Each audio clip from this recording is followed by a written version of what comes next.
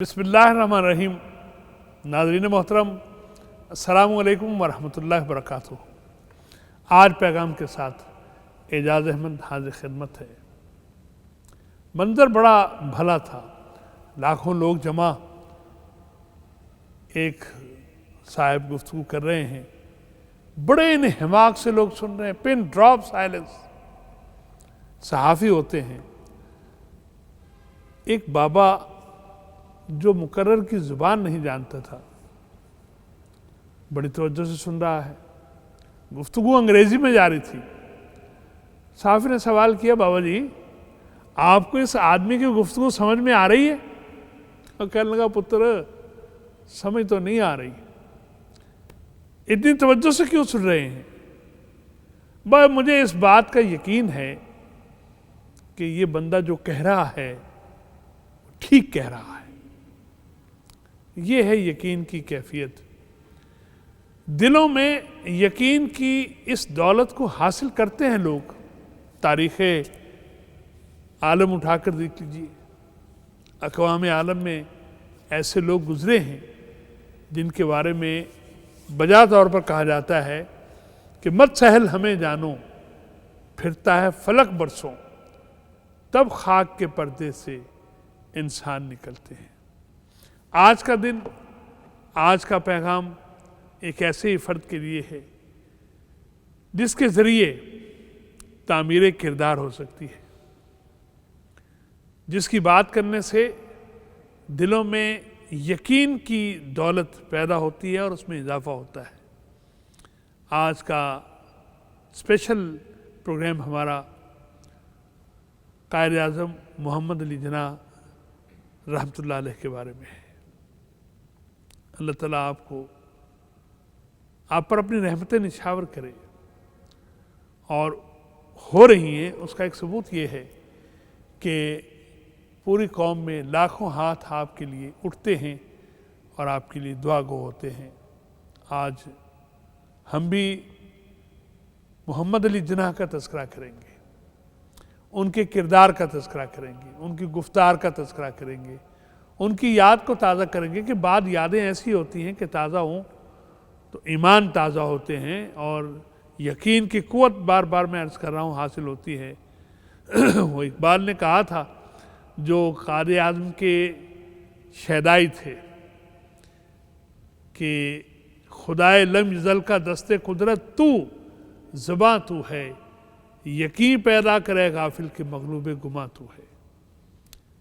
मोहम्मद अली जिन्ना एक ऐसी शख्सियत है जिनका तज़किरा होता आ रहा है और ये होता रहेगा जब तक ये मुल्क मौजूद है, और इंशाअल्लाह ये ताक़ाम क़यामत हमारी दुआ भी है, अल्लाह ताला इसको सलामत रखे।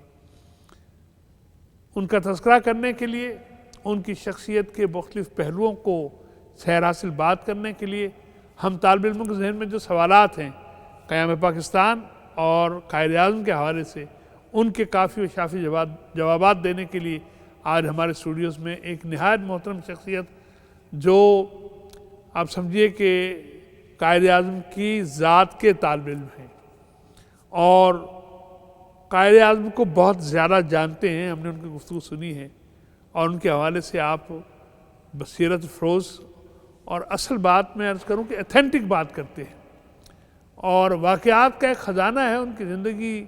सवाने उम्री आपने शायद अज़बर कर रखी है। मैं आपकी खिदमत में अपने बहुत ही मोहतरम और मुअज़्ज़ज़ मेहमान का तारुफ़ पेश करता हूँ। हमारा एहसास है तशरीफ़ लाए मोहतरम जनाब एयर कमोडोर खालिद चिश्ती साहब। सर अस्सलाम वालेकुम। थैंक यू डॉक्टर साहब। आप सितारा इम्तियाज़ हैं मिलिट्री, और सितारा बसालत का एहसास भी आपके पास है। सर मैं बहुत खुश हूँ आज आपको देखकर, आपसे मिलकर। आप फ़िज़ाओं में उड़ते रहे हैं और एक बुलंद किरदार शख्सियत को आपने अपनी गुफ्तगुओं का मौजू बनाया हुआ है, और उनके किरदार की खुसूसियात को आम करने के लिए आप अपनी कोशिश कर रहे हैं। अल्लाह ताला आपके इल्म और अमल में बरकत अता फ़रमाए। मैं बहुत शुक्रगुज़ार हूँ आप तशरीफ़ लाए, और हमारे 100 से ज़्यादा ममालिक में जो नाज़रीन हैं, आपकी खूबसूरत गुफ्तगू उन तक पहुँचेगी। मैं जानना चाहता हूँ चिश्ती साहब के तहरीक पाकिस्तान की क़यादत की कायद आज़म ने, और फिर اپنا ٹاسک پورا کیا نہایت کامیابی کے ساتھ. مشکلات کا ایک ایسا سلسلہ جس پر کتابیں لکھی گئی ہیں. یہ کردار کی قوت تو ٹھیک ہے ممکن ہوا، لیکن اس کردار کے مختلف پہلو میں جاننا چاہتا ہوں آپ سے. ہم میں سے بہت سارے لوگ یہاں چونکہ میں کھلی بات کرتا ہوں تنقید بھی کرتے ہیں، وہ یہ نہیں تھے، وہ نہیں تھے، ان کے اندر ایسی خصوصیات نہیں تھی، یہ کچھ مختلف نوع چیزیں آپ بھی سنتے رہتے ہیں، آپ کا موضوع ہے. تو یہ جو مرحلہ تھا اتنا بڑا دنیا کے نقشے پر، دنیا کے سب سے بڑی اسلامی ریاست کو بارز وجود میں لانا، اس میں ان کا کنٹریبیوشن کیا ہے اور یہ کام انہوں نے کیا کیسے؟ بہت بہت شکریہ ڈاکٹر صاحب آپ کا اور پیغام چینل کا، جنہوں نے مجھے میرے لیے اعزاز بخشا مجھے کہ میں قائد اعظم کے بارے میں بات کر سکوں.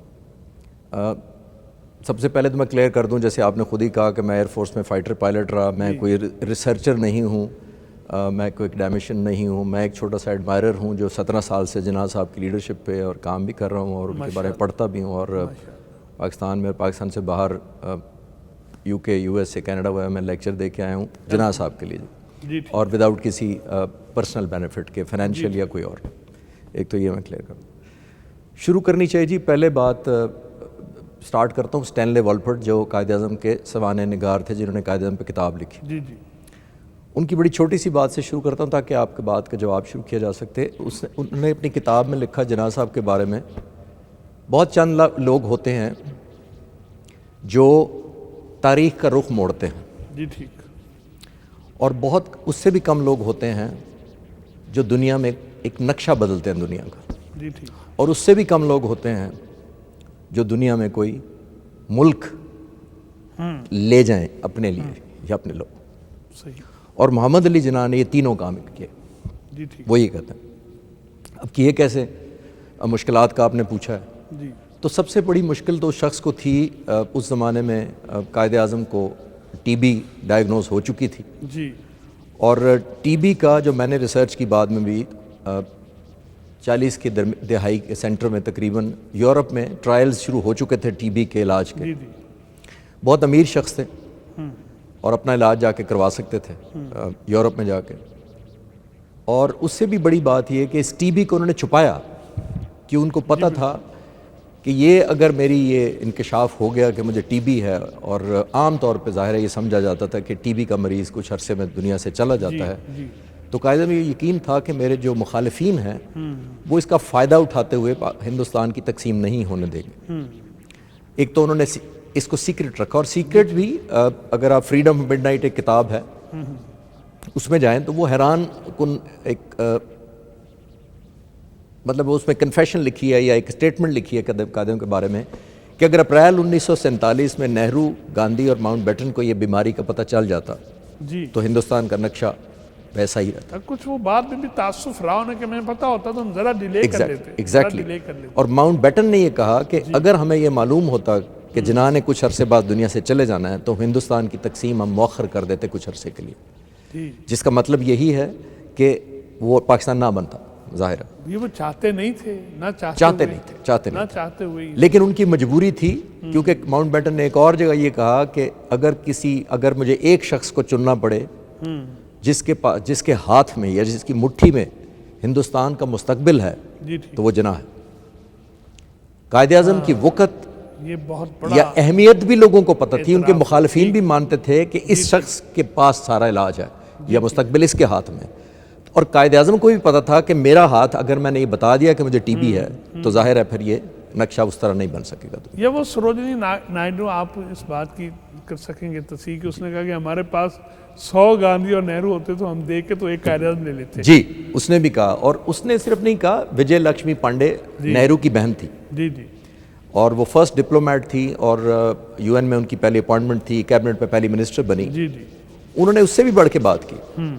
اس نے کہا اگر کانگریس کے پاس 100 گاندھی ہوتا اور 200 ابوالکلام آزاد ہوتے تو ہندوستان کبھی تقسیم نہ ہوتا، لیکن کانگریس کے پاس ایک جناح ہوتا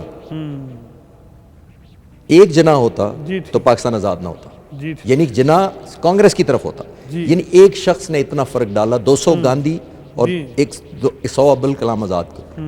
تو وہ شخصیت میرا خیال ہے سب سے زیادہ جو آپ کا سوال کا جواب ہے، مشکلات ان کو بہت تھی جی ٹھیک. کیونکہ اکیلے ایک تھے، بہت ساری جماعتیں یا ہر طبقے کے لوگ سپورٹ بھی نہیں کر رہے تھے. جی بالکل. کافی بہت ساری مذہبی جماعتیں سپورٹ نہیں کر رہی تھی. جی. ان کو بہت سارے القاب جو آپ نے خود ہی فرمایا کہ جی نیگیٹو دیے گئے. جی ہاں. اس کے باوجود ایسے بوڑھے شخص کا 100% اعتماد حاصل کر لینا.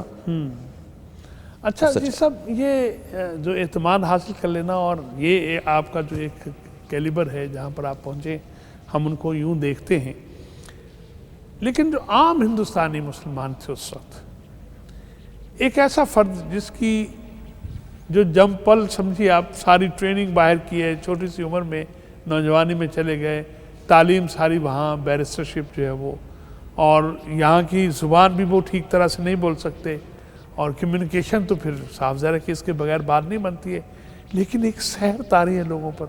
میں نے بات جہاں سے شروع کی، لوگ یوں بیٹھے ہیں سن رہے ہیں، پن ڈراپ سائلنس ہے، ڈسپلن نہیں ہے، ٹرین سے اترنے سے انکار کر دیا، فوراً لوگوں نے صفحے بنا لی اور سیدھے کھڑے ہو گئے کہ ہمارے محبوب جو ہیں وہ چاہتے ہیں کہ ہم دھنگا مستی نہ کریں، اور ایک آواز پر.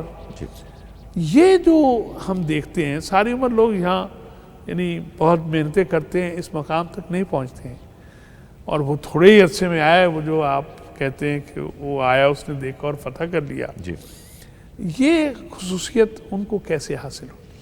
میرا خیال ہے جی، اگر پہلی سب سے اگر مجھے ایک چیز کہیں تو بلا کی اس میں ایمانداری تھی. جی ٹھیک. انٹیگریٹی اور آنیسٹی اس شخص میں تھی. اس کے دشمن بھی، میں نے اتنی کتابیں پڑھی ہیں جناح کے اوپر، اس کے دشمن یہ کہنے پہ مجبور ہیں کہ قائد اعظم کو خریدا نہیں جا سکتا تھا، قائد اعظم کوئی قیمت نہیں تھی، اور قائد اعظم کی رائے نہیں بدلی جا سکتی تھی کسی پریشر کے اندر. جی ٹھیک. سر وکالت کا یہ حال تھا کہ بگننگ جب شروع کی انہوں نے وکالت تو اپنے لیے عہد کر رکھا تھا انہوں نے. آپ سوچیں ذرا، آج اپلائی کریں، یہ رول کر سکتے ہیں. وہ پہلے آپ کا مقدمہ لیتے تھے، اس کو پڑھتے تھے، ٹھیک. پڑھنے کے بعد وہ فیصلہ کرتے تھے کہ اگر یہ سچ پہ مبنی ہے تو لیتے تھے کیس، اگر جھوٹ پہ مبنی ہے تو واپس کر لیتے تھے. جھوٹ کے لیے فائٹ نہیں کروں گا، نہیں کروں گا واپس، واہ واہ، نہیں کروں گا. معاوضہ جتنا بھی دیا جائے. معاوضہ تو بہت مانگتے تھے. ایک دفعہ ایک ہندو کلائنٹ ان کے پاس آیا اور اس نے آگے کہا کہ میرا مقدمہ لڑے. کہتے ہیں میں پڑھوں گا تو فیصلہ کروں گا. لے لیا مقدمہ، پڑھنے کے بعد کہا لڑوں گا مقدمہ، لیکن 10 پیشیوں میں ختم کروں گا، امید ہے تمہارا مقدمہ، اور ہر پیشی کا 500 روپیہ لوں گا. اس زمانے میں آج سے بہت بڑی 100 سال پہلے ایک 500 روپیہ پر پیشی بہت بڑی اماؤنٹ تھی. جی ٹھیک. 10 پیشیوں میں ختم کروں گا. اس نے 5000 ایڈوانس نکالا اور دے دیا قائد اعظم کو. قائد اعظم نے 3 پیشیوں میں مقدمہ ختم کر دیا. جب وہ ہندو مبارکباد دینے آیا کہ آپ نے کمال مہارت دکھائی اپنا پروفیشنلزم، تو 3500 روپے نکال کے اس کو دینا چاہا کہ یہ تم رکھو، اس کا میں حقدار نہیں ہوں. میں نے تو 3 پیشوں میں، تو میں نے 3 پیشوں میں کیا. تو اس ہندو نے کہا کہ سر یہ آپ کا اپنا کمال ہے، یہ آپ کی پروفیشنلزم ہے، آپ کا اپنا پیشہ ورانہ مہارت ہے کہ آپ نے یہ 3 پیشوں میں ختم کیا ہے، تو یہ آپ رکھیں. ٹھیک. کہتے ہیں جناح صرف وہی لیتا ہے جس کا وہ حقدار ہوتا ہے. واہ واہ واہ واہ. تو ایک دوسری جگہ جو آپ کہہ رہے ہیں پن ڈراپ سائلنس کروا دی، یہ جو آپ نے فرمایا نا کہ جناح وہی لیتا ہے جس کا وہ حقدار ہوتا ہے، میں اس کو کہتا ہوں کہ جناح صاحب یہ بھی کہہ رہے ہوں گے ساتھ کہ میں وہ لے لیتا ہوں جس کا میں حقدار ہوتا ہوں. وہ لے کے دکھایا. واہ واہ واہ واہ. وہ لے کے دکھایا. واہ واہ واہ واہ. اور آپ نے پن ڈراپ کی بات کی ہے، مجھے واقعی یاد آتے رہیں گے. تو ایک عدالت میں گئے، اس وقت مشہور بہت ہو چکے تھے مسلم لیگ لیڈر، اور پریکٹس وکالت ابھی تک کر رہے تھے. کراچی میں مقدمہ تھا، 3 مشہور شہر کے وکیل ان کے مقابلے میں لائے گئے. دوسری پارٹی لے کے آئی. قائد اعظم داخل ہوئے تو 200-300 کا مجمع دروازے عدالت میں دھکم پل شروع ہو گئی، شور شرابہ شروع ہو گیا. جج کو نہیں پتا تھا کہ یہ کیوں لوگ اکٹھے ہو گئے. جج نے دروازہ کی طرف، وہ جو سیکورٹی والا تھا اس کو ڈانٹا کہ کیوں لوگ شور مچا رہے ہیں، بند کرو. نہیں بند ہوا شور، تو دروازہ بند کروا دیا. دروازہ بند کروانے کے بعد کہا 1 گھنٹے بعد دروازہ کھلے گا، جس نے باہر جانا ہے باہر جائے، اندر سے آنا ہے. 1 گھنٹے بعد دروازہ کھولا، لوگوں نے پھر نعرے مارنے شروع کر دیے. اب جج پریشان کہ یہ ہو کیا رہا ہے. جج پوچھتا ہے کہ یہ کیا مسئلہ ہے. صحیح. قائد اعظم میں طنز بھی بڑی تھی، حاضر دماغی بھی بڑی تھی. جج صاحب کو کہتے ہیں کہ جج صاحب اصل میں یہ میرے ایڈمائرر ہیں، اور آئی ہوپ آپ جیلس تو نہیں ہو رہے. مطلب اس کے بعد دیکھیں جو آپ نے بات کی، اس کے بعد قائد اعظم نے منہ پہ انگلی رکھی اس طرح اپنے ایڈمائرر یا فالوورز کا، مداحوں کو کہا.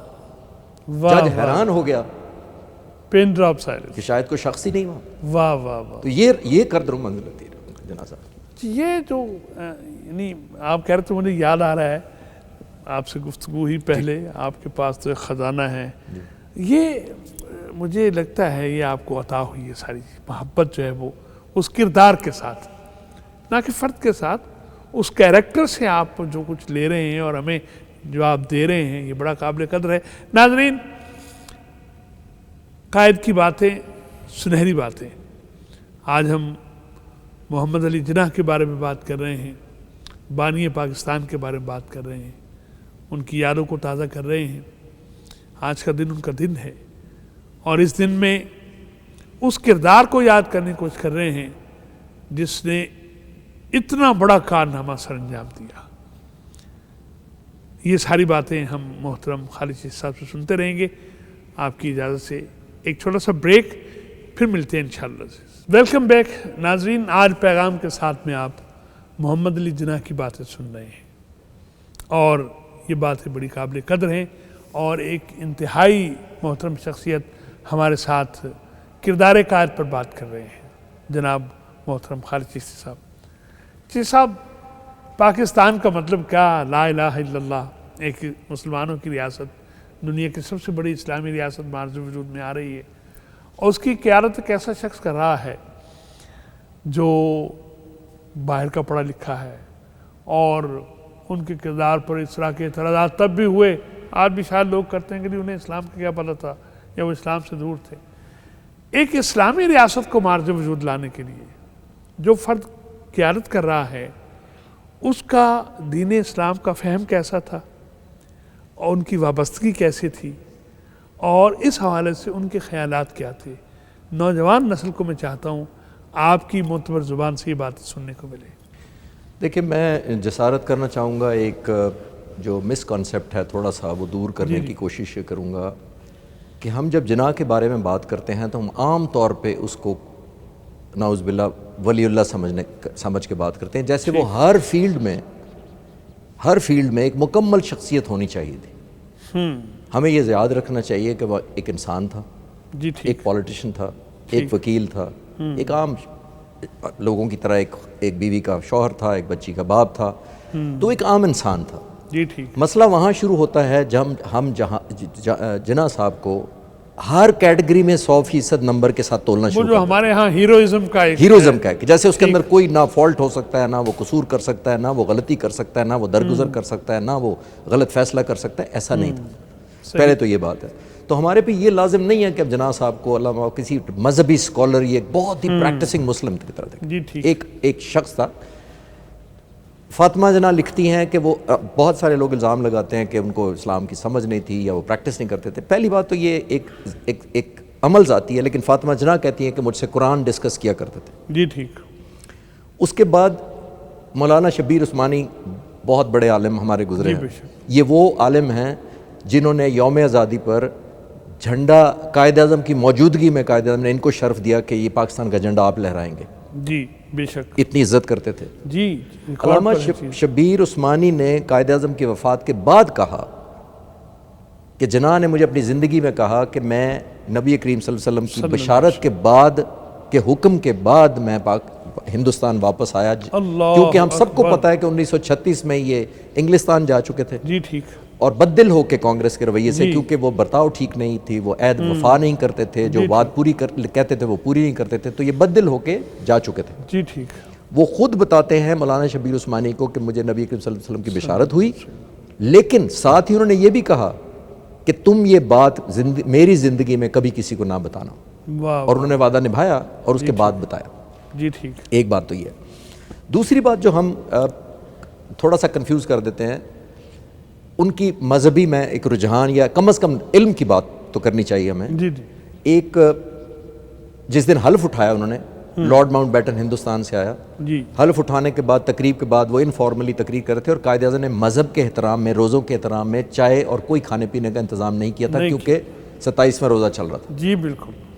تو وہ واپس جانے لگا جب، تو اس نے بے تکلفی میں بات کرتے ہوئے جناح صاحب کو کہا کہ مسٹر جناح، مجھے یقین ہے کہ اس ملک میں بھی آپ، بنایا تو آپ نے اسلام کے نام پہ ہے، اکبر بادشاہ کا قانون اور وہی انصاف رائج کریں گے جس طرح وہ اکبر بادشاہ نے انصاف کیا۔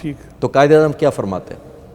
فرماتے ہیں کہ ہمیں اکبر بادشاہ کے پیچھے یا اس کے قانون رائج کرنے کی ضرورت ہی نہیں ہے، کیونکہ ہمیں 1300 سال پہلے ایک نبی اور ایک کتاب دی گئی، ہمارے وہی کافی۔ یہ رجحان دیکھیے.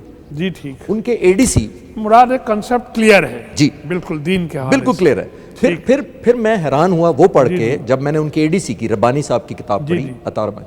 وہ کون ہے؟ وہ ہمارے سینیٹر رضا ربانی صاحب جو ابھی سینیٹر ہیں ان کے والد صاحب. اچھا. اے ڈی سی تھے قائد اعظم کے. وہ اپنی کتاب میں کیا لکھتے ہیں؟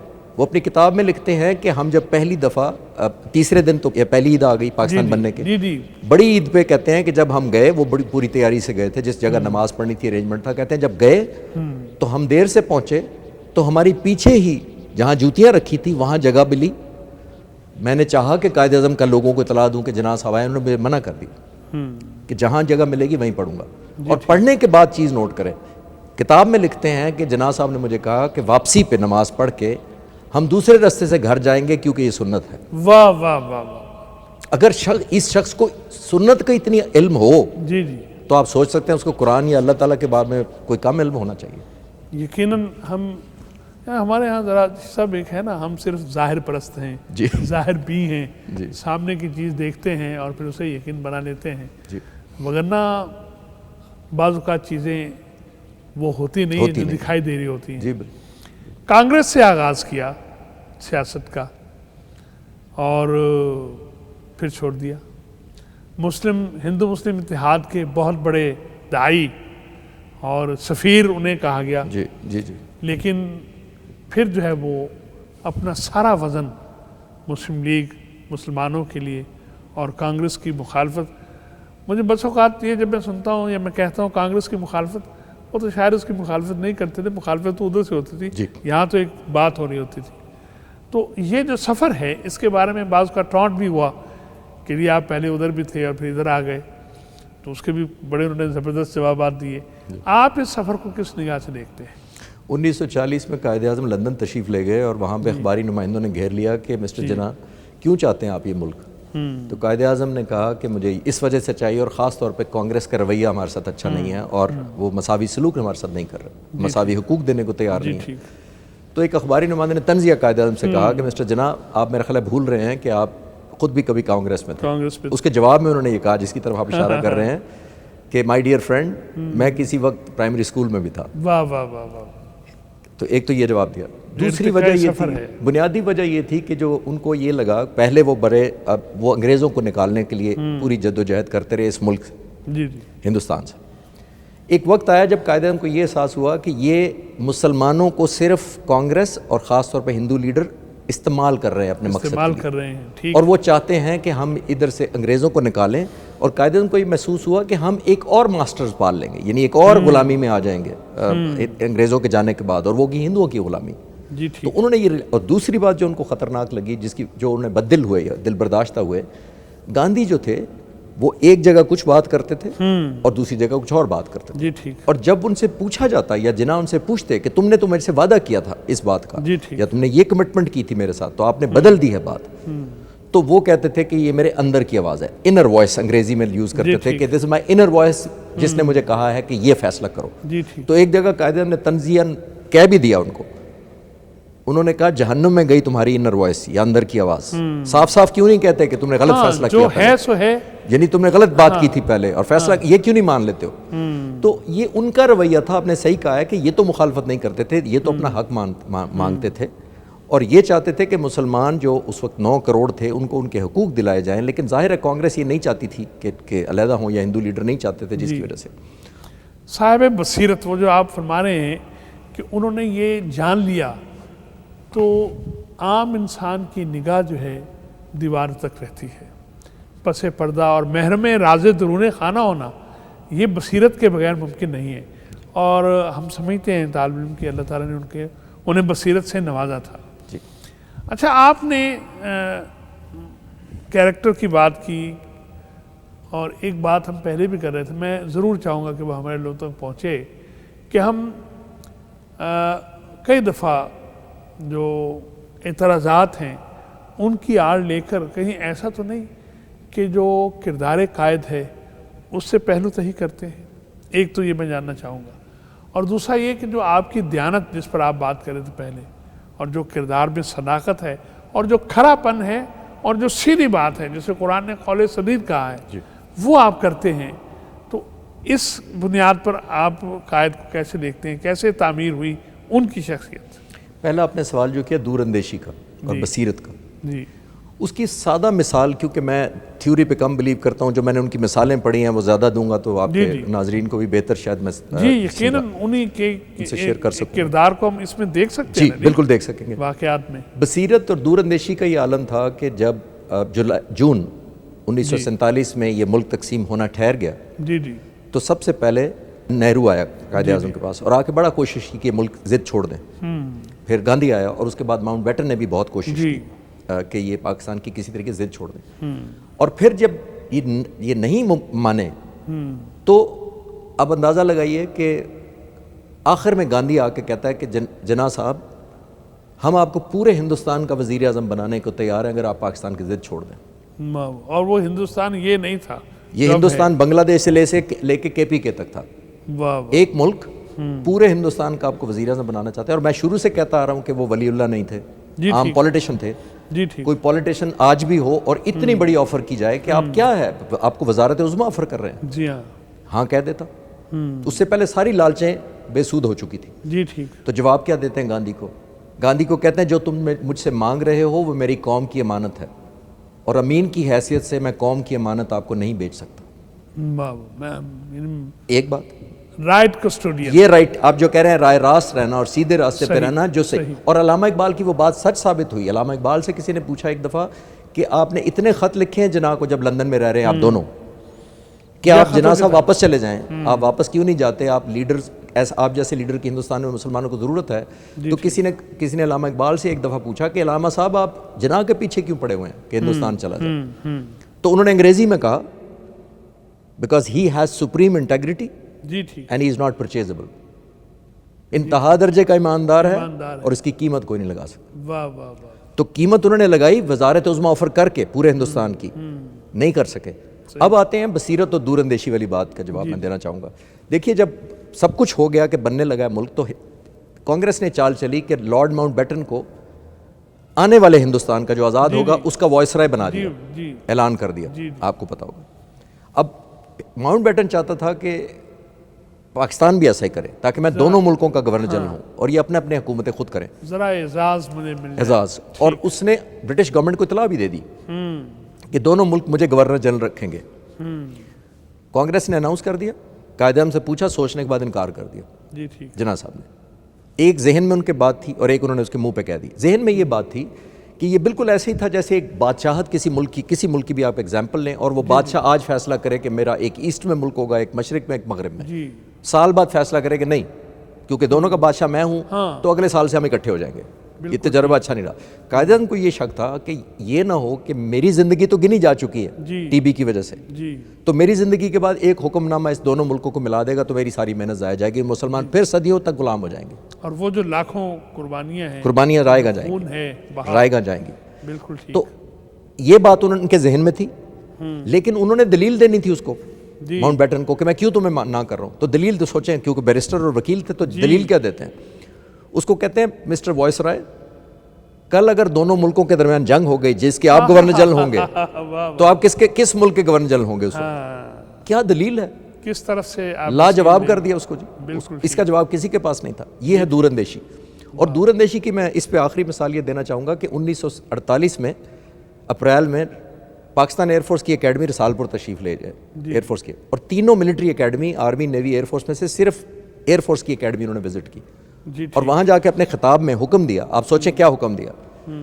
کہتے ہیں کہ کسی بھی ملک کی اگر کمزور ایئر فورس ہے تو وہ دشمن کے رحم و کرم پر ہوتا ہے.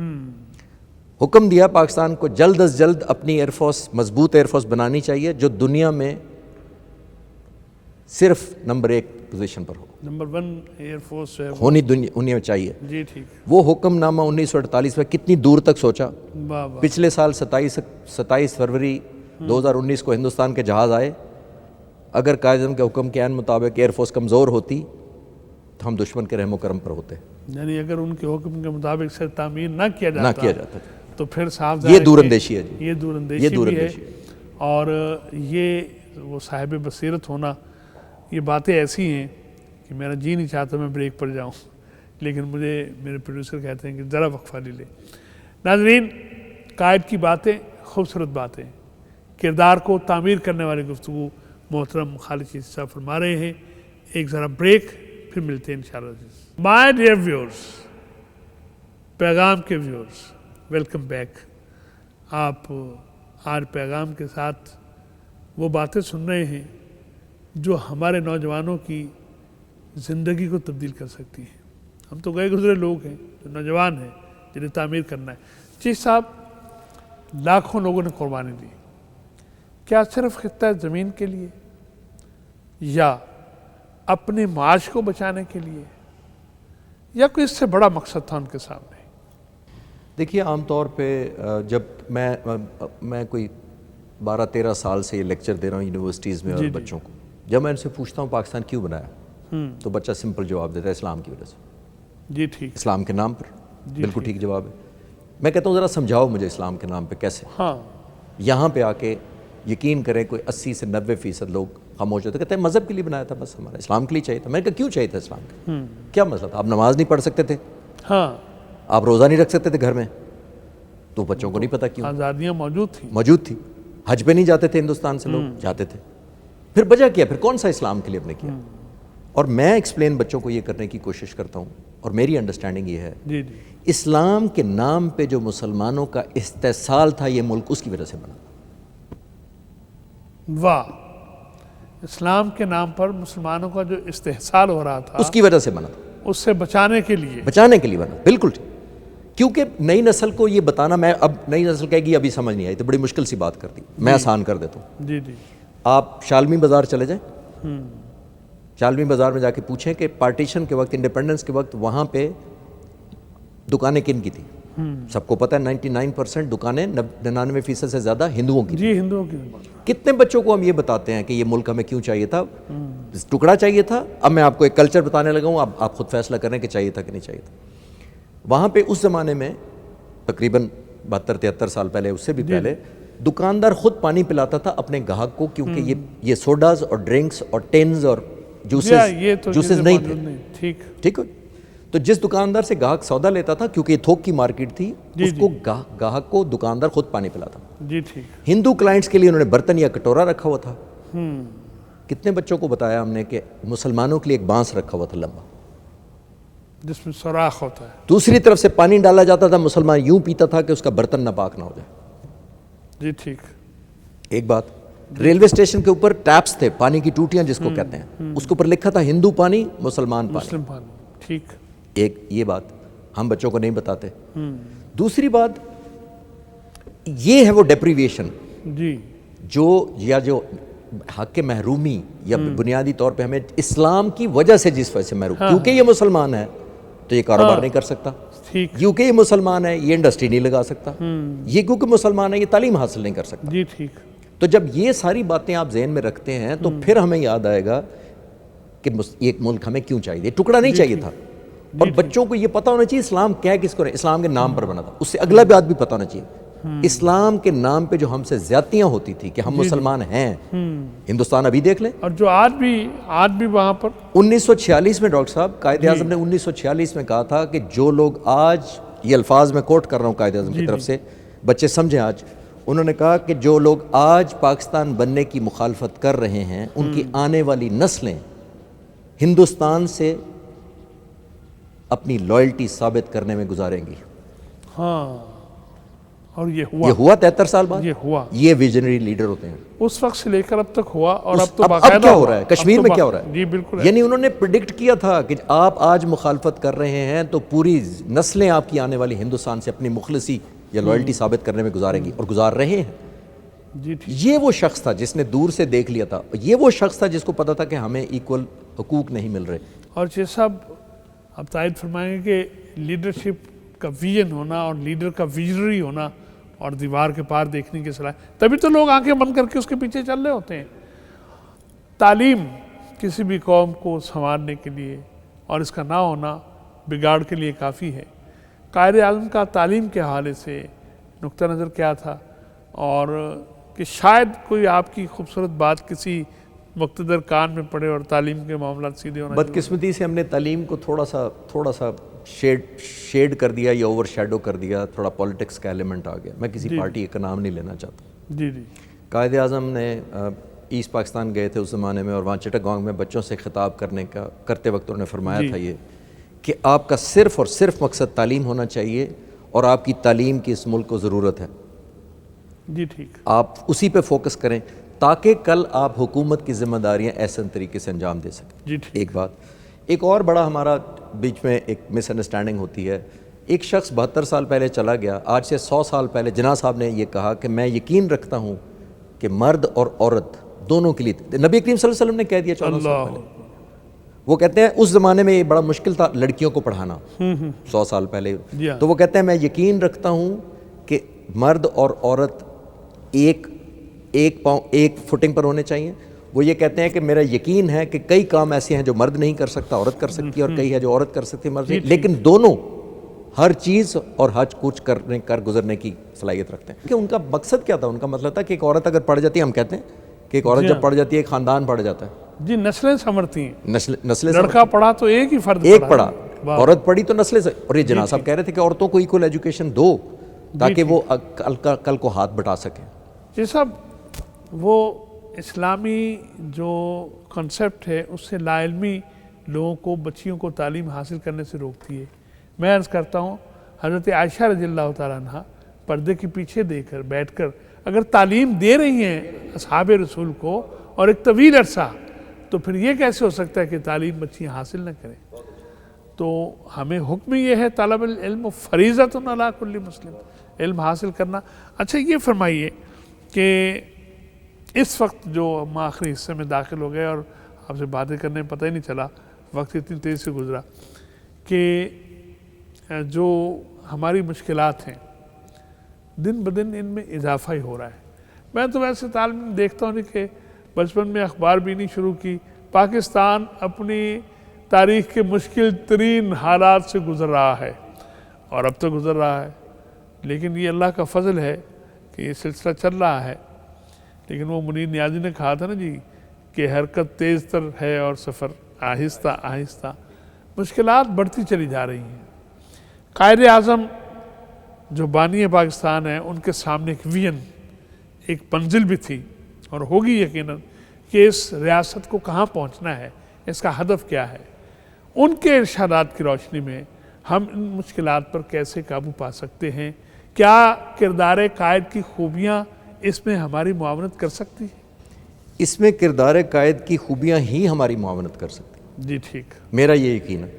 جی ٹھیک. دیکھیں سب سے زیادہ جو رول ماڈل ہوتا ہے وہ لیڈر ہوتا ہے کسی سے. جی ٹھیک. کوئی بھی مذہبی ہو سکتا ہے, پولیٹیکل ہو سکتا ہے, سیاسی جی ہو سکتا ہے. بالکل. عرب یہی کہتے ہیں نا, الناس علی دین ملوکہم, بالکل لوگ اپنے بادشاہوں کو فالو کرتے تھے. جی ٹھیک. قائد اعظم کی جو عملی زندگی تھی, جی وہ میں بڑی کوئک مثالیں دوں گا آپ کا ٹائم بچانے کے لیے. آپ صرف سامنے رکھ لیں اور اپنے لیڈروں سے کہیں کہ آپ فالو کر لیں تاکہ ہم لوگ بھی فالو کریں, کیونکہ لیڈر جب تک ایگزامپل سیٹ نہیں کرتا میرے سے توقع نہیں کر سکتا. جی ٹھیک. لیڈر اگر چوری کرے گا تو مجھے چوری کے نہیں روک سکتا. جی ٹھیک. لیڈر بدیانتی کرے گا, مجھے بدیانتی. لیڈر نے خود پہلے رکنا ہے. سر سگار قائد اعظم پیتے تھے, ہم سب جانتے ہیں, گورنر جنرل بن چکے تھے. ایک دفعہ لان میں بیٹھے تھے, اے ڈی سی کو کہتے ہیں میرا سگار کا بل لے کے آؤ. اے ڈی سی نے کہا سر آپ انٹائٹلڈ ہیں, آپ گورنر جنرل ہیں, آپ کا سرکاری خزانے سے ادا ہو رہا ہے, پہلے بھی ادا, آپ کی طبیعت ٹھیک نہیں تھی. کہتے سارے بل لے کے آؤ. سارے بل کا خرچہ اپنی چیک بک سے کاٹا اور کہتے ہیں اس کو کہ سگار پینا بری عادت ہے, میری قوم میری بری عادتوں کا خرچہ کیوں اٹھائے. یہ میرے لیے کوئی مشعل راہ نہیں ہے اگر میں لیڈر اس قوم کا بننا چاہتا ہوں. یہ میرے لیے کوئی مشعل راہ نہیں ہے کہ اگر میں نے کھانا پینا زیارت میں چھوڑ دیا, جناح صاحب نے بالکل چھوڑ دیا. لاہور سے ایک شیف بلایا گیا جو ان کا پسندیدہ شیف تھا, اس کو بلا کے جہاز کا ٹکٹ دے کے اس نے کھانا بنایا, بہن نے کھانا کھلایا. تھوڑی دیر بعد اے ڈی سی کو اندر بلا کہتے ہیں کھانا کس نے بتایا, کیونکہ چھپا کے بلایا گیا تھا. جی جی. انہوں نے کہا جی آپ جھوٹ نہیں بول سکتے تھے. کہا جی وہ لاہور والا باورچی آیا, اس نے کھانا بنایا. کہتے کس نے بلایا, انہوں نے کہا جی ٹکٹ ہم نے بھیجی. بلایا, اس کا چیک بک سے اپنی ذاتی ٹکٹ سے اپنی چیک بک سے اس کا ٹکٹ کاٹا, اور اس کو وہ انگریزی میں کیا کہتے ہیں اس کو واپس بھیج دو, یہ غریب قوم ہے, اس عیاشی کی متحمل نہیں ہو سکتی کہ میرے لیے جہاز پہ کوک آئے. اور یہ ذہن میں رکھیں کہ وہ کوک منہ کے ذائقے کے لیے نہیں گیا تھا, وہ بانی پاکستان کی جان بچانے کے لیے. جان بچانے کے لیے. تو اگر 1 روپیہ تنخواہ لی, فرنیچر ان کا حکم تھا گورنر جنرل ہاؤس میں اگر کوئی چیز آئے گی, کوئی شاپنگ, کچھ پرچیزنگ, جب تک میں انیشلز نہیں کروں گا نہیں خریدی جائے گی. ایک 37 روپے کا بل آتا ہے، جو میں مثالیں بتا رہا ہوں اپنے لیے اور لیڈروں کے لیے، 37 روپے کا بل آتا ہے، ایک ایک کر کے پوچھا، ٹک کرتے گئے، آخری 7 روپے کی کرسی پہ رک گئے اور آ کے پوچھا یہ کرسی کس لیے ہے؟ اسٹاف نے بتایا سر فاطمہ جناح کے کمرے میں کرسی چاہیے۔ اس کو کاٹ کے انگریزی میں کہتے ہیں، بہن کو فاطی کہتے تھے محبت سے، تو کہتے ہیں فاطی اپنے لیے کرسی افورڈ کر سکتی ہے، قوم اس کے لیے کرسی کیوں خریدے؟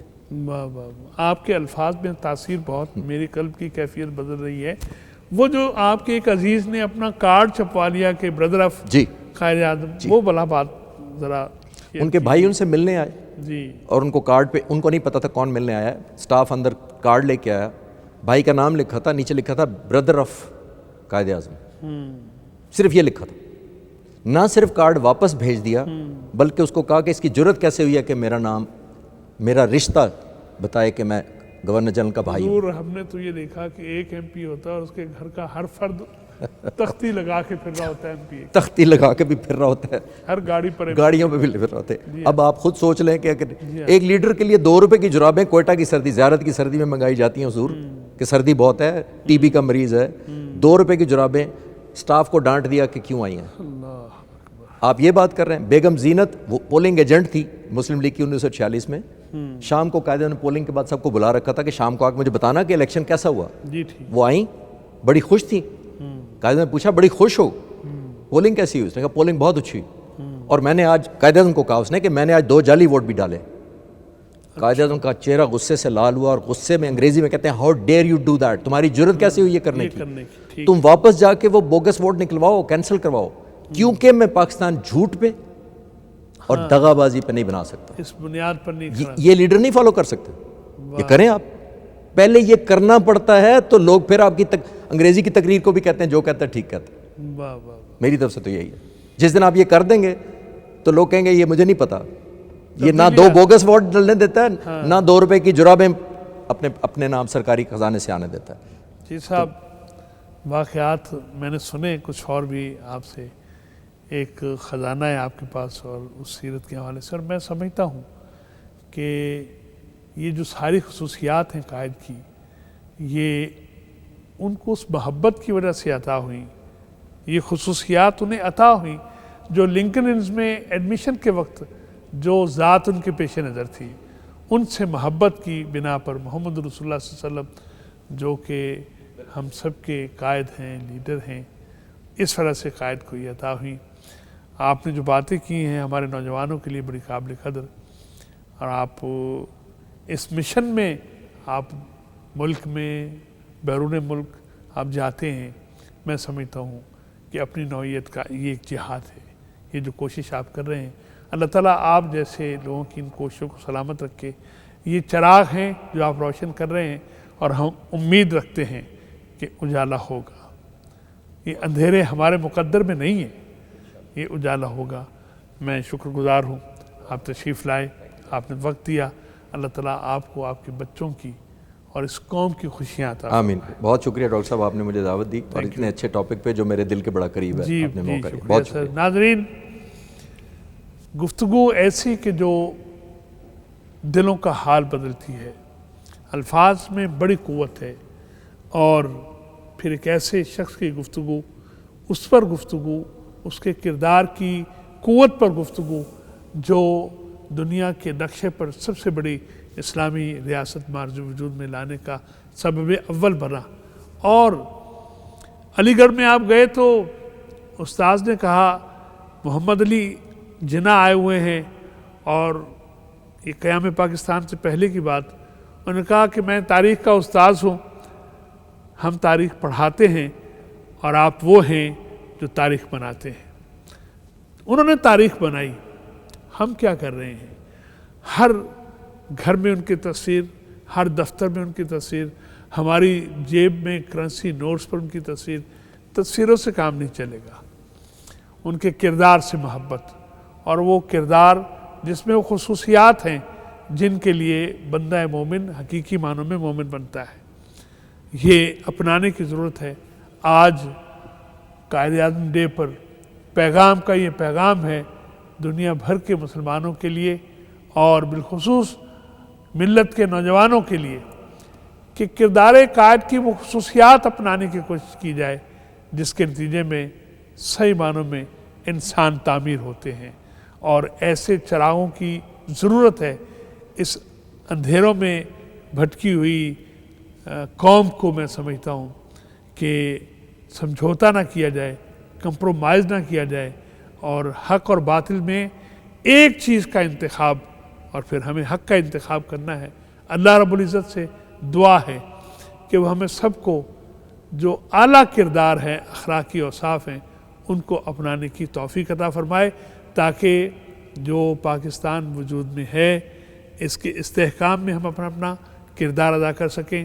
آپ کے لیے، اپنے لیے دعا۔ اللہ رب العزت ہمیں سب کو جنت میں رسول اکرم صلی اللہ علیہ وسلم کی ہمسایگی کا شرف عطا فرمائے اور اپنے دیدار کی سعادت سے بہرمند فرمائے۔ آج کے لیے اتنا کافی۔ اپنے میزبان اعجاز احمد کو اجازت مرحمت فرمائیے۔ السلام علیکم ورحمۃ اللہ وبرکاتہ۔